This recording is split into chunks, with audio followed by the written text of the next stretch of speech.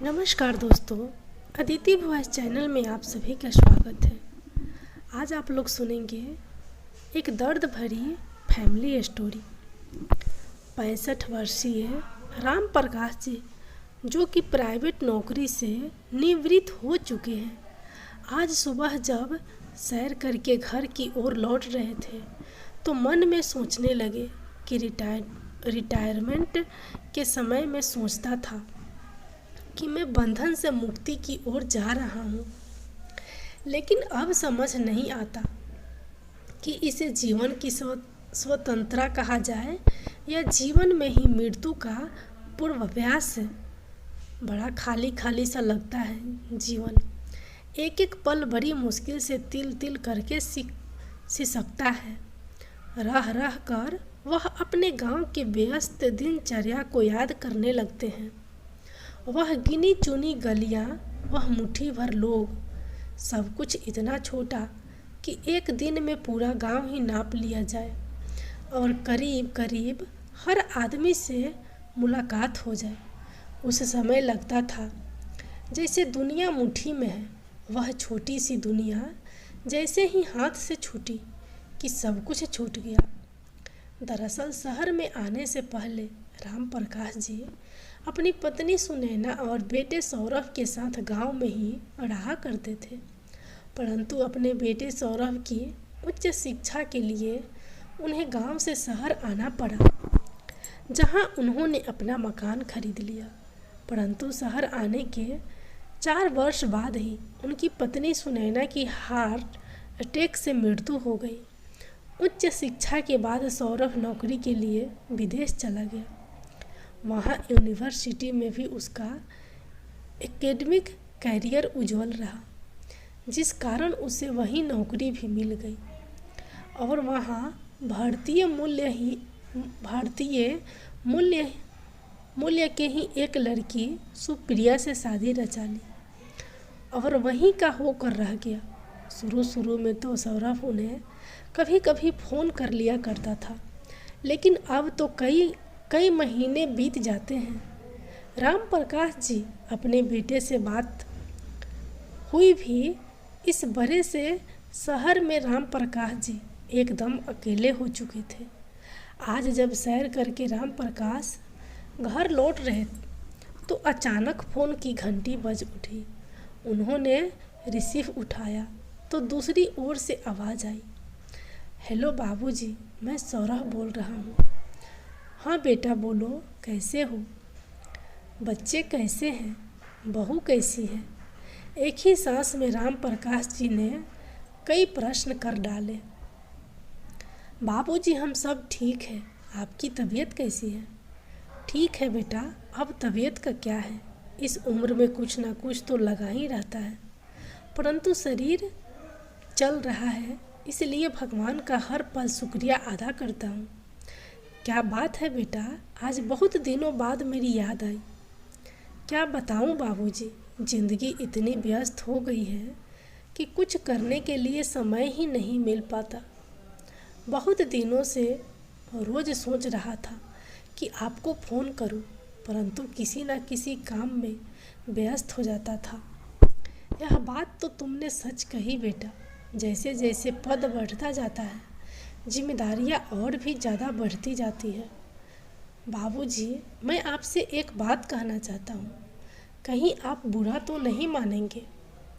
कहो ना बेटा, बुरा मानने वाली क्या बात है? बाबूजी, मैं सोच रहा था कि आप वहाँ भारत में बिल्कुल अकेले हैं। अब आपकी तबीयत भी ठीक नहीं रहती और हम लोगों का तो आपको पता ही है कि हमारा कभी कभार ही भारत आना हो पाता है। इसलिए यदि आपको ठीक लगे तो आप हमारे साथ ऑस्ट्रेलिया चले आइए।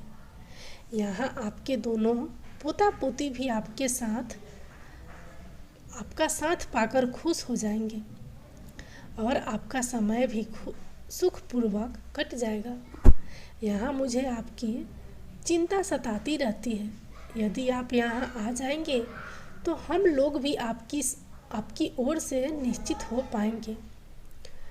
अपने बेटे का प्रस्ताव सुनकर राम प्रकाश जी को बहुत अच्छा लगा।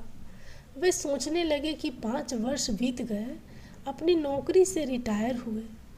कहीं ऐसा ना हो कि किसी दिन अचानक मेरी आंखें बंद हो जाए और मेरा बेटा मेरी अर्थी को कंधा देने भी ना पहुंच पाए। यह सोचते हुए राम प्रकाश जी ने अपने बेटे को अपनी सहमति दे दी। फिर सौरभ बोला, बाबूजी, अब आप यहाँ हमारे पास आ जाएंगे तो अपने मकान की अब कोई ज़रूरत नहीं है, इसलिए उसे मकान को बेचने पर लगा दीजिए। मकान को बेचने की बात सुनकर राम प्रकाश जी कुछ हैरान रह गए, क्योंकि इस मकान के साथ उनकी पत्नी की मीठी मीठी यादें जुड़ी हुई थी। इस मकान की एक एक चीज़ को उसने अपने हाथों से सजाया था। परंतु बेटे की बात भी सही है कि अब इस मकान में वापस कौन आएगा। यह सोचकर उन्होंने मकान बेचने के लिए हाँ कर दी और अगले दिन ही न्यूज़पेपर में मकान बेचने के लिए विज्ञापन दे दिया। कुछ ही दिनों में मकान का सौदा हो गया।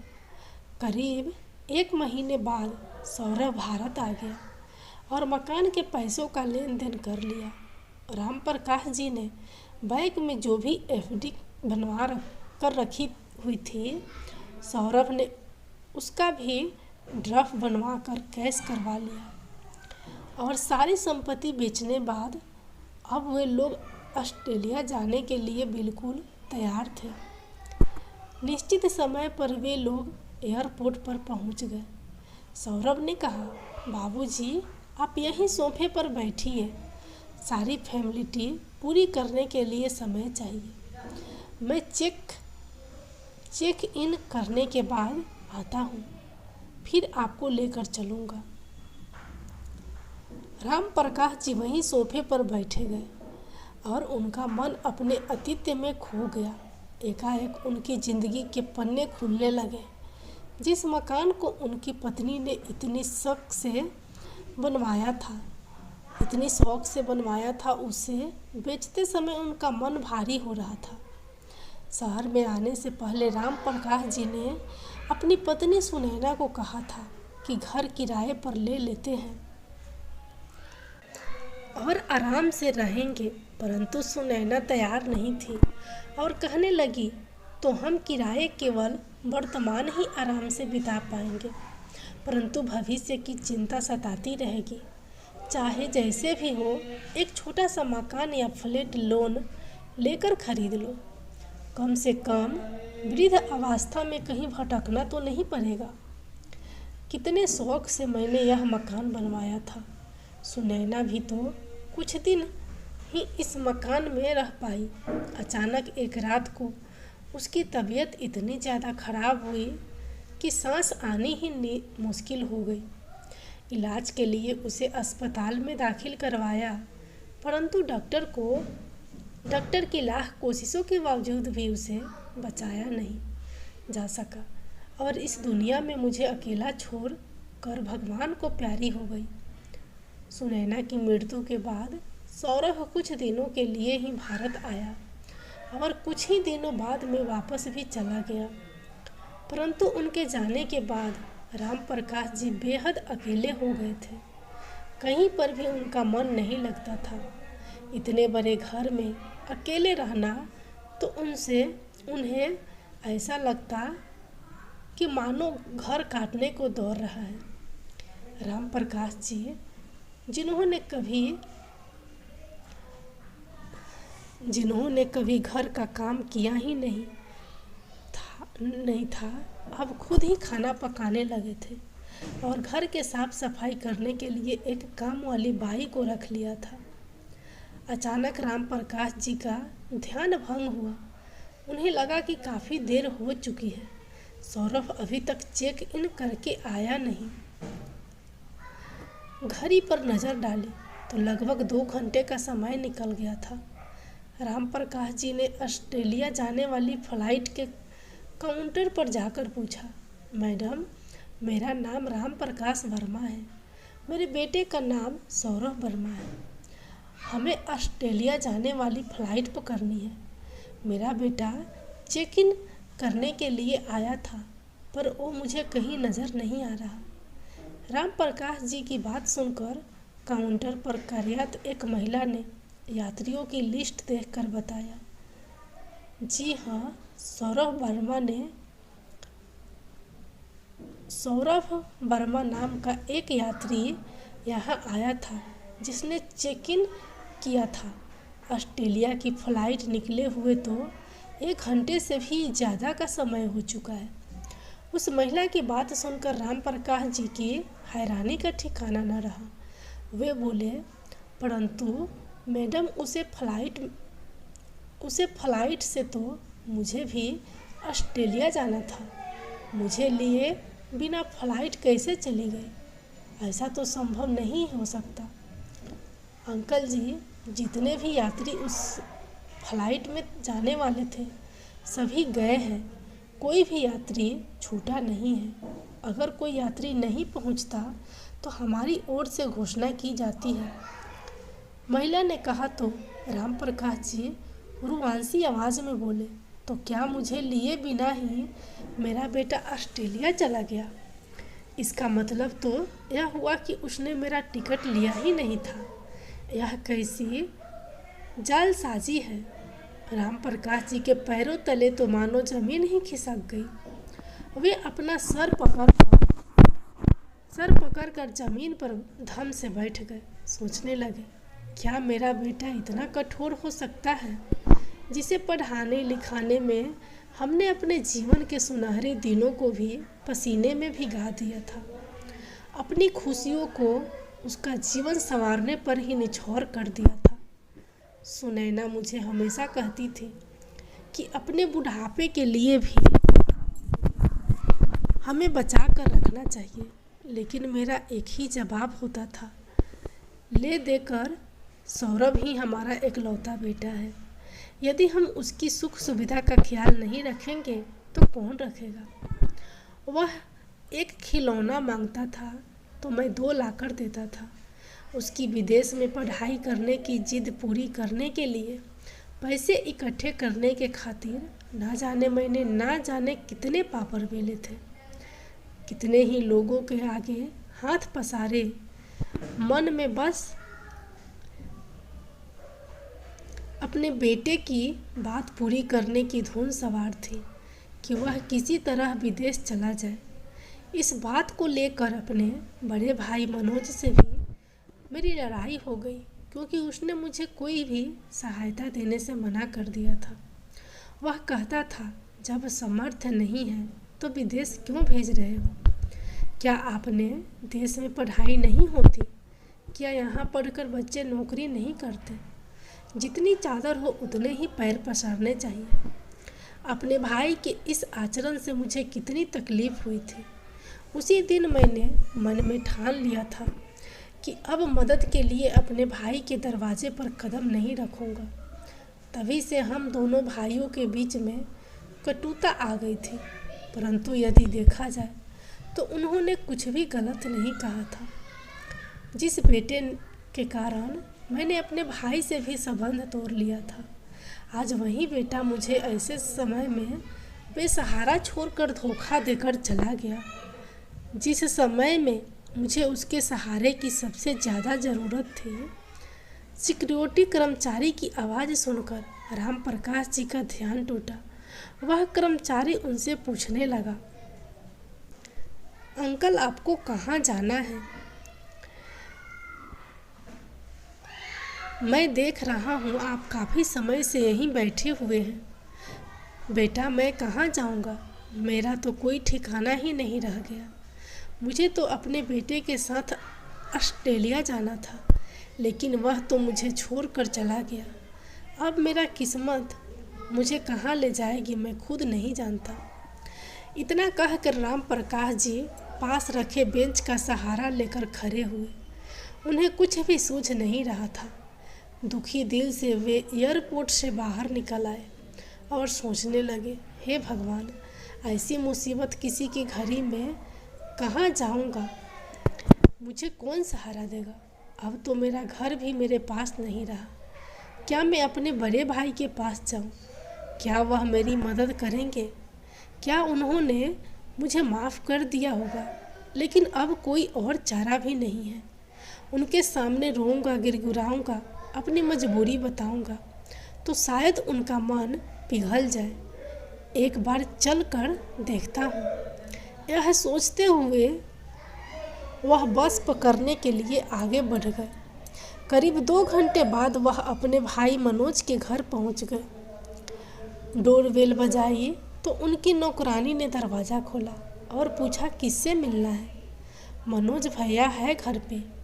जी हाँ, बाबूजी तो हैं, पर आप कौन हैं? उनसे कहो कि उनका भाई आया है। उसी समय मनोज जी बाहर आए और अपने छोटे भाई को ऐसी हालत देखकर हैरान रह गए। राम प्रकाश जी का सब्र का बांध टूट गया और वे फूट फूट कर रोने लगे। मनोज जी उन्हें अंदर लेकर आए और अपने भाई से उनकी इस हालत का कारण पूछा, परंतु राम प्रकाश जी कुछ बोलने की हालत में नहीं थे। उनका मन कर रहा था कि अपने भाई के कंधे पर सिर रखकर जी भर के रोएं। उनकी आंखों से अविरल आंसू धारा बहती जा रही थी। मनोज जी ने तुरंत नौकरानी से पानी लाने को कहा। राम प्रकाश, आखिर बात क्या है? तुम इस तरह जार जार क्यों रोए जा रहे हो? और ये क्या हालत बना रखी है तुमने अपने? लो, पहले थोड़ा सा पानी पी लो और शांत हो जाओ। अब तुम अपने घर में हो, अपने भाई के पास। राम प्रकाश जी ने एक गहरी सांस लेते हुए थोड़ा पानी पिया और संयत स्वर में बोला, भैया, मैं क्या बताऊं आपको। इस उम्र में आकर मेरे बेटे ने ही मुझे छल लिया। मैंने कभी सपने में भी नहीं सोचा था कि ऐसा दिन भी मुझे देखना पड़ेगा, जहाँ साथ चारों तरफ केवल अंधेरा ही अंधेरा है। मैं कुछ समझा नहीं। तुम पहेलियाँ मत बुझाओ। तुम्हारी ये हालत देखकर मेरे मन में न जाने कितने प्रश्न एक साथ उठ रहे हैं। मनोज ने पूछा तो राम प्रकाश जी ने सारी घटनाओं उसके सामने बयां कर दी। मनोज ने गहरी सांस लेते हुए उनकी एक एक बात बड़े ध्यानपूर्वक सुनी और बोला, यह कैसी बिंड मना है। तुमने अपनी बेटे को पढ़ाने लिखाने के लिए और एक अच्छा इंसान बनाने के लिए अपना सब कुछ दांव पर लगा दिया, और तुम्हारे साथ ऐसा सुलूक। क्या माँ बाप इसी दिन के लिए अपने बच्चों को पाल पोस कर बड़ा करते हैं? कितने स्वार्थी हो गए हैं आजकल के बच्चे। भैया, अब मुझे समझ नहीं आ रहा मैं क्या करूं। इस उम्र में मैं कहीं नौकरी करने भी नहीं जा सकता। बेहतर होगा कि मुझे किसी वृद्ध आश्रम में भेज दो। यह क्या कह रहे हो राम प्रकाश? आत्मसम्मान से सिर उठाकर जीने वाला इंसान आज वृद्ध आश्रम जाने की बात कर रहा है। यह घर तुम्हारा ही है। बेटी शिखा की शादी करने के बाद जब से तुम्हारी भाभी यह दुनिया छोड़कर चली गई, उसके बाद मैं बिल्कुल अकेला हो गया हूँ। अब तुम आ गए हो तो हम दोनों का समय आराम से कटेगा। अपने बड़े भाई की बातें सुनकर राम प्रकाश जी को कुछ सहारा हुआ, परंतु वह उन पर बोझ नहीं बनना चाहते थे, इसलिए वे अभी भी परेशान थे। अपनी दोनों भाइयों में यह बातें चल रही थी कि डोरबेल बजी। देखा तो मनोज की बेटी शिखा कुछ दिनों के लिए रहने आई थी। इतने वर्षों बाद अपने चाचा को इस घर में देखकर उसे अचंभा हुआ।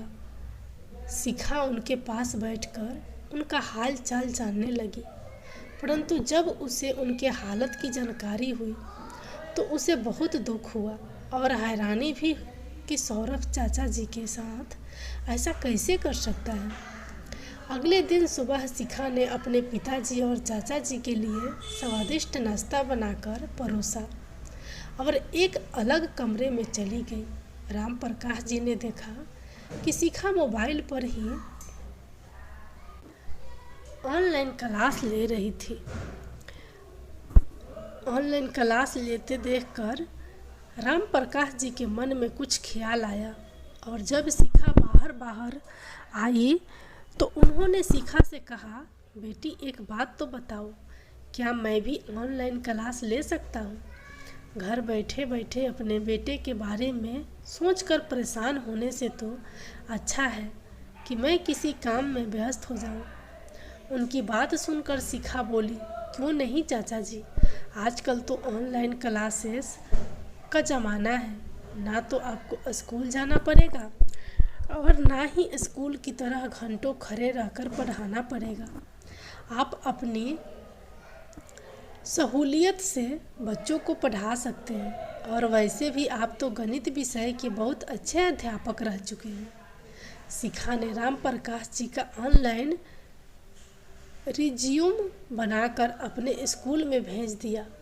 कुछ ही समय में उन्हें नियुक्त कर लिया गया। अब उन्हें ऑनलाइन पढ़ने के अच्छे खासे पैसे मिलने लगे थे। सुबह 9 बजे से लेकर 12 बजे तक भी अपने फ़ोन से ही बच्चों को ऑनलाइन पढ़ाते और अपना खर्च खुद ही निकाल लेते थे। अब उन्हें जीने की मकसद मिल गया था। वे पहले से ज़्यादा चुस्त और तंदुरुस्त रहने लगे थे। अब वह अपनी ज़िंदगी से संतुष्ट थे, परंतु वह गरीब बच्चों के लिए भी कुछ करना चाहते थे। इसलिए उन्होंने बच्चों के लिए अपना कोचिंग सेंटर खोलने के बारे में सोचा और इस काम में भी उनकी मदद उनकी भतीजी शिखा की मदद से उन्होंने एक जगह किराए पर ली, जहां उन्होंने अपना कोचिंग सेंटर खोला। गणित विषय के अलावा अन्य विषयों की भी कोचिंग प्रदान करने के लिए उन्होंने 2 अध्यापक भी नियुक्त कर लिए। उनके कोचिंग सेंटर में फीस कोई ज़्यादा नहीं थी और जो बच्चे फीस नहीं दे पाते थे वे फ्री में भी पढ़ सकते थे, जिस कारण उनके कोचिंग सेंटर की लोकप्रियता बढ़ने लगी। राम प्रकाश जी के सराहनीय कदम को देखते हुए अब उनकी मदद के लिए कुछ NGO भी उनके साथ जुड़ गए, जिन्होंने उनके कोचिंग सेंटर के लिए एक बड़ी जगह उपलब्ध करवा दी। एक ही साल में उनका कोचिंग सेंटर एक बड़े इंस्टीट्यूट का रूप ले चुका था। लेकिन कहते हैं ना, कर्मों का फल तो मिल कर रहता है। आज नहीं तो कल, इस जन्म में नहीं तो अगले जन्म में।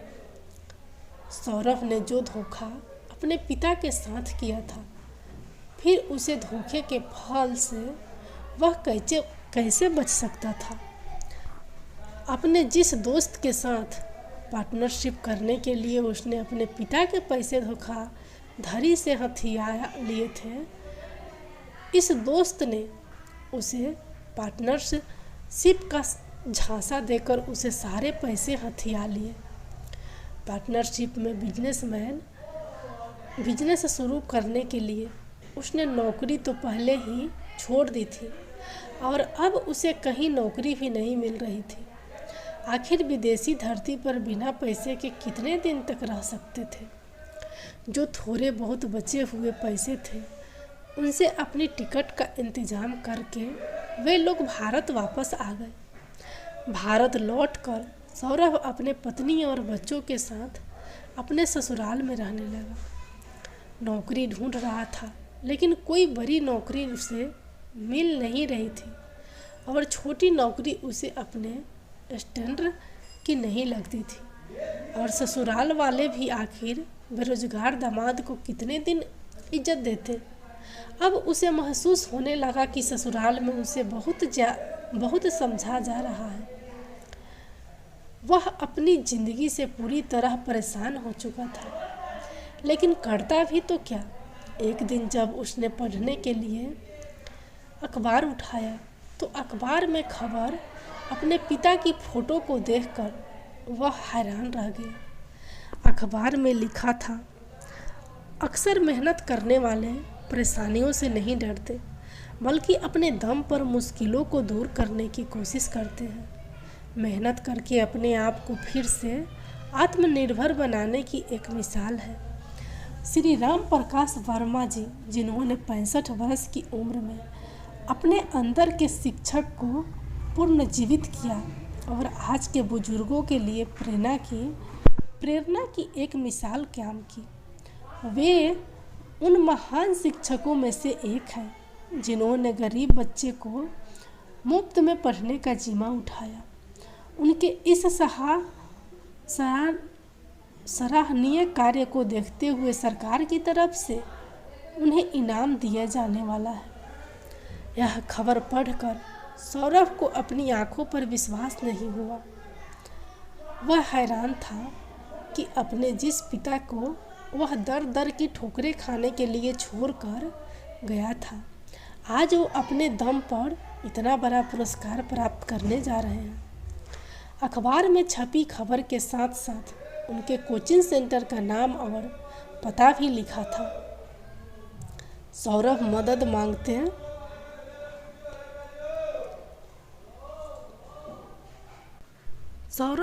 मदद मांगने के लिए अपनी पत्नी के साथ तुरंत अपने पिता से मिलने दौड़ा चला आया। पहुंचकर देखा तो उसे जगह पर एक बहुत बड़ा इंस्टीट्यूट बना हुआ था। जब वे दोनों अंदर गए तो गार्ड से पूछने पर उन्होंने उसे बताया कि उन्हें राम प्रकाश जी से मिलना है। गार्ड उन्हें ऑफिस में बिठाकर राम प्रकाश जी को बुलाने चला गया। जैसे ही राम प्रकाश जी अपने ऑफिस में आए तो सौरभ उन्हें देखकर हैरान था। उसके पिता, जिनके चेहरे से कभी लाचारी और बेबसी छल करती थी, उनके चेहरे पर आत्मविश्वास भरी चमक थी और आते ही पैरों में गिर कर रोने लगा। राम प्रकाश जी अपने बेटे सौरभ को अपने पैरों से अचानक देखकर हैरान रह गए। तभी सौरभ बोला, पिताजी मुझे माफ़ कर दीजिए, मुझे बहुत बड़ी गलती हो गई। मैंने धोखे से आपका घर बेचकर आपको अकेला छोड़कर चला गया, लेकिन उसकी सज़ा मुझे ईश्वर ने दे दी है। मेरे साथ भी बहुत बड़ा धोखा हो गया। अब मुझे आपका ही सहारा है। राम प्रकाश जी अपने बेटे की बात सुनकर राम प्रकाश जी बोले, बेटा तुम शायद भूल गए थे कि ईश्वर की लाठी में आवाज़ नहीं होती, लेकिन जब पड़ती है तो इंसान कहीं का नहीं रहता। और जहाँ तक मैं बात रही मेरे माफ़ करने की, तो जो तुम लोगों ने मेरे साथ किया है उसके लिए मैं तुम्हें कभी माफ़ नहीं कर सकता। तुमने एक बूढ़े पिता के विश्वास को तोड़ा है। यहाँ अकेला मरने के लिए छोड़कर जाने से पहले तुमने मेरे बारे में एक बार भी नहीं सोचा। अरे कम से कम इतना तो सोच लेते कि तुम्हारा बूढ़ा पिता कहाँ रहेगा, क्या खाएगा।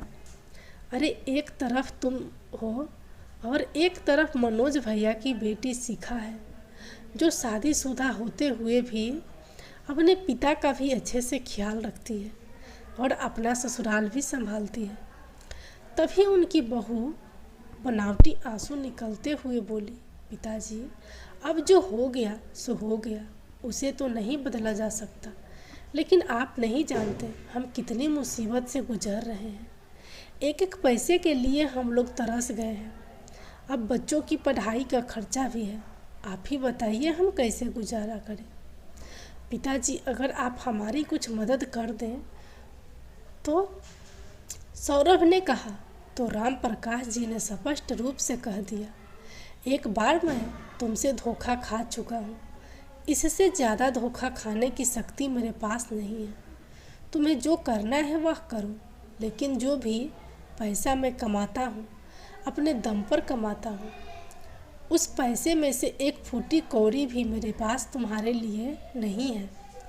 यदि मैं बुढ़ापे में इतना सब कुछ हासिल कर सकता हूँ तो तुम्हारी तो अभी उम्र है। खुद से पैसा कमाओ और अपनी ज़िंदगी कैसी जीनी है वह खुद देखो, लेकिन मुझे उम्मीद लगा कर मेरे पास फिर कभी मत आना। मेरी क्लास लेने का समय हो रहा है, मैं जाता हूँ। दोनों बेटा बहू अपने पिता की ओर हैरानी से देखने लगे। वे दोनों कुछ और बोलते उससे पहले ही राम प्रकाश जी उठकर अपनी क्लास लेने के लिए चले गए।